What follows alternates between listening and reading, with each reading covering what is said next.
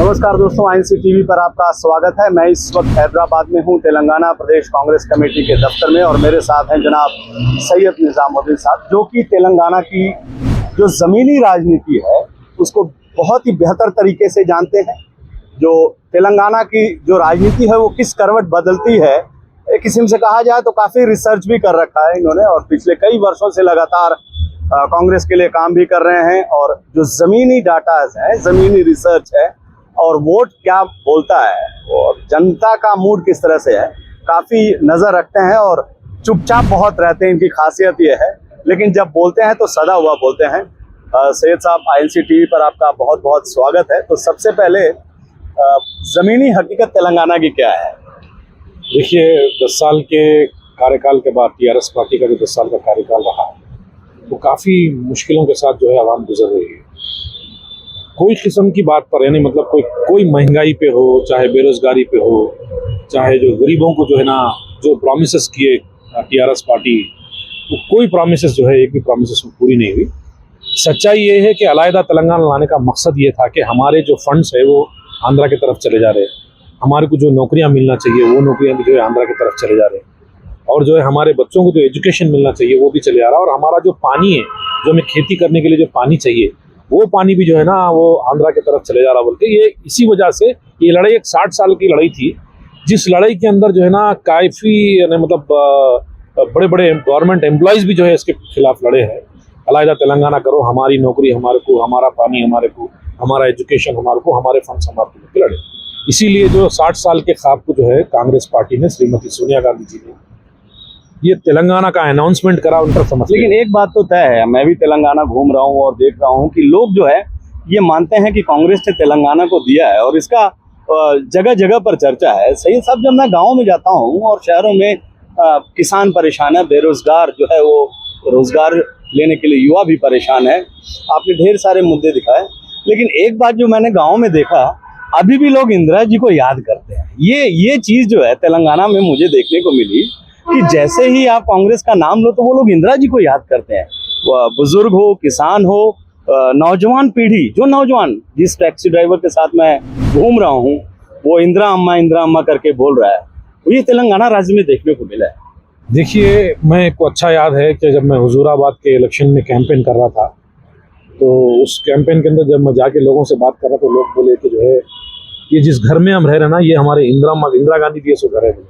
हमको ये घर आज बने हुआ है, तो 12,000 रुपये इंदिरा गांधी जी ने वो दिए थे, वो 12,000 रुपये से मैं घर बनाया। आज इसी घर में, यानी मतलब 40-50 साल हम मुकम्मिल हो गए, 50 साल से हम यही घर में रह रहे, यही हालत में हमारी गुर्बत का आलम ये है।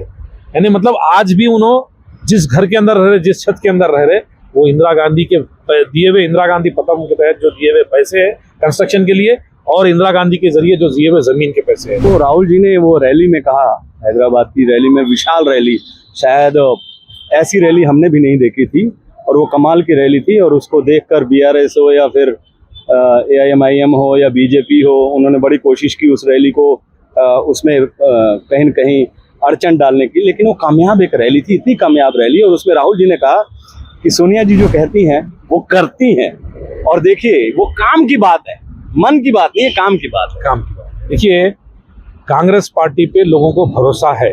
कांग्रेस पार्टी ने 2004 से 14 तक अपने दौरे इख्तिदार के अंदर जो भी गरीबों के लिए इंदिरा हाउसिंग के तहत, चाहे वो माइनॉरिटी फाइनेंस कॉर्पोरेशन के जरिए उनको लोन देने की बात हो, या फिर जो है ना फीस रियम्बर्समेंट के जरिए बच्चों को पढ़ने की बात हो, मुसलमानों को रिजर्वेशन की बात हो, चाहे वो माइनॉरिटी हो, चाहे दलित हो, चाहे एसटी हो, चाहे ओबीसी हो, ये हर सेक्शन ऑफ सोसाइटी को हर तरीके से जिन्हें इंसाफ की, अगर सोशल जस्टिस की अगर बात करें तो कांग्रेस पार्टी ने किया है। जो 6 गारंटी है इस बार की कांग्रेस की, उसकी चर्चा पूरे तेलंगाना में और तेलंगाना के बाहर भी है, और वो ऐसी गारंटी है जिसकी मुहर सबसे पहले कांग्रेस ने अपने राज्यों में लगा दी है और लोगों को बता दिया है कि हमने किया है और हम करेंगे। तो कितना विश्वास है, ये जो 6 गारंटी है, लोगों से आप मिलते हैं, वो कितना यकीन कर रहे हैं? देखिए, कांग्रेस पार्टी बोले तो एक भरोसा, गांधी फैमिली एक भरोसा, वो कांग्रेस पार्टी के साथ साथ गांधी फैमिली का जबान, यानी गांधी फैमिली, श्रीमती सोनिया गांधी जी जो अलहदा तेलंगाना देने का वादा किया था, वो वादा उन्होंने एक स्टेट पास होने के बाद भी पूरा किया। भारत जोड़ो यात्रा के बाद 6 महीने तक पूरा सर्वे किया गया, हर सेक्शन ऑफ सोसाइटी में गया, हर डिस्ट्रिक्ट में गया, हर मंडल में गया, हर जगह जाके लोग किस तकलीफ से जूझ रहे हैं उन तमाम तकलीफों को कलेक्टिव लिखा के 6 गारंटीज हम लोग को बनाए।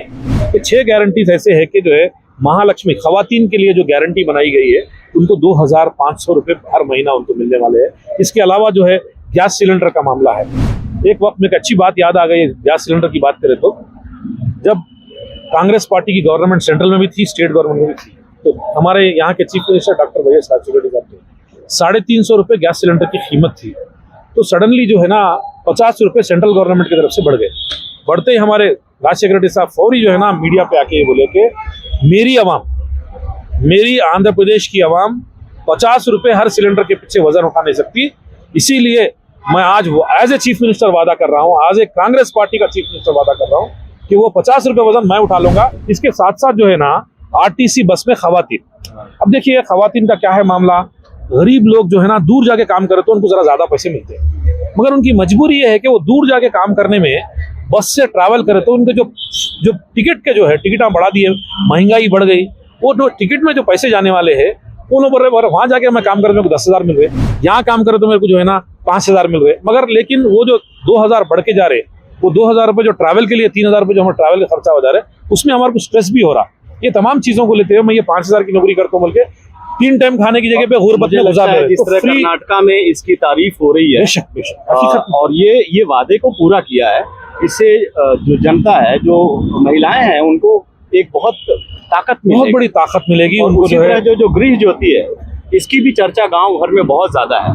बेशक क्योंकि इलेक्ट्रिसिटी का मामला है। अब देखिए हर एक का खाली यहाँ पे जो है करंट के बिल्स इतने बढ़ गए हैं कि उनके जो आने वाले जो महीने की जो इनकम है उससे उन्होंने करंट की बिल भरना, उन्होंने बच्चों की स्कूल की फीस भरना, घर का किराया देना, उन लोग के पास जाती घर भी नहीं है। तो इसीलिए जो है ना कांग्रेस पार्टी ने ये डिसाइड किया है कि 200 यूनिट जो है ना जो सतह गुर्बत के नीचे है 200 यूनिट वो लोग को जो है ना डेफिनेटली जो है ना कांग्रेस पार्टी ये प्रॉमिस कर रही है कि हर महीना जो आपको 200 यूनिट है उसको हम फ्री देंगे।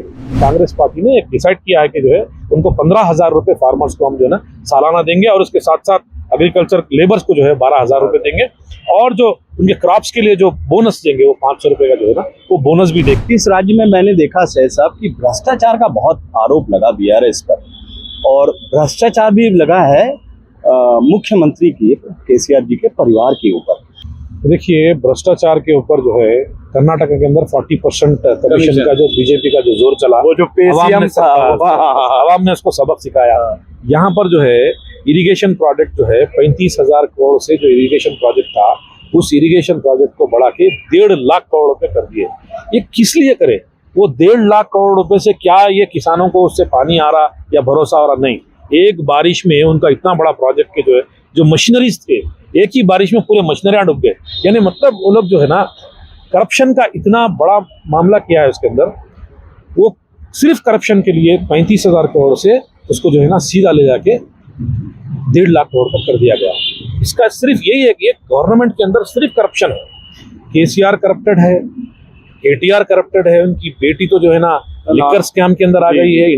जबकि हमारे तेलंगाना के अंदर, हमारे आंध्र प्रदेश के अंदर जो पहले जो यूनाइटेड आंध्र प्रदेश था, जब जो है ना शराब को आम नहीं करना, शराब को जो है रोकने के लिए खवातीन बाहर निकल के प्रोटेस्ट करते थे। इसकी चर्चा जो है आज हमारे पास शर्म आनी चाहिए खवातीन होते हुए कि हमारे कविता जो बहन है खवातीन होते हुए उनको शर्म आनी चाहिए कि उन्होंने जो है ना जिस खवातीन आज नुकसान उठा रहे, जिस खवातीन शराब की वजह से, शराब पीने की वजह से जो मुसीबत उठा रहे, जो उनका फैमिली पूरी डिस्टर्ब हो जा रही है, उसके लिए स्टिकर स्कैम के अंदर इसकी चर्चा तेलंगाना के महिलाएं भी बहुत कर रही हैं कि महिला होते हुए मुझे लगता है ये काम उन्हें नहीं करना चाहिए था। और जिस तरह से नाम आया लिकर स्कैम में, वो भी एक भ्रष्टाचार का बहुत बड़ा आरोप है और इसकी जगह जगह चर्चा है। हमारे से बात करने के लिए सैयद साहब बहुत बहुत शुक्रिया। लगातार चुनाव में आपसे बात करते रहेंगे क्योंकि आप उसकी ज़मीनी हकीकत और सच्चाई बयां करते हैं आप, और लगातार INC TV आपसे बात करते रहेगा। आपका बहुत बहुत शुक्रिया। तो तेलंगाना प्रदेश कांग्रेस कमेटी के स्पोक्सपर्सन सैयद निजामुद्दीन साहब के आपने विचार सुने, और वो जो बात कहे उन्होंने वो सच की बात करते हैं हमेशा, और इसीलिए एक पार्टी के अंदर इनकी बहुत इज्जत भी है क्योंकि ज़मीन पे घूमते हैं, रिसर्च करते हैं, डाटा ले आते हैं, नेताओं को बताते हैं कि किस तरह से आगे की योजनाएं बनानी चाहिए। फिलहाल इतना ही। आप देखते रहिए INC TV। नमस्कार।